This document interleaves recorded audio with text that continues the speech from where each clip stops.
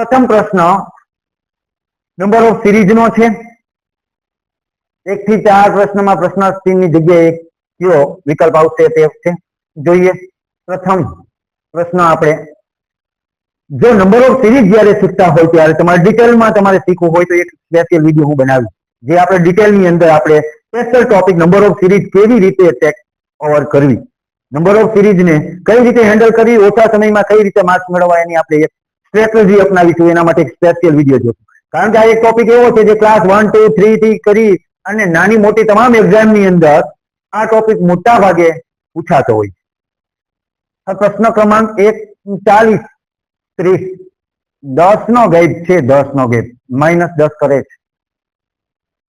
30, 22 -8 કરે છે, -8. 22 થી 16, 22 થી 16 -6 કરે છે, -6. તો હવે કેટલા માઇનસ કરવા પડશે? -6 તો -4 કરવા પડે. તો 16 માંથી 4 જાય તો 12. રાઈટ? જો તમને આ કોન્સેપ્ટ આવતો હોય તો તમે જ્યારે વિડીયો જોવો ત્યારે તમારી પેન, રફબુક અને બુક બેને સાથે રાખી અને સાથોસાથ પ્રેક્ટિસ કરતા જાઓ. ઓકે, હવે નેક્સ્ટ ક્વેશ્ચન.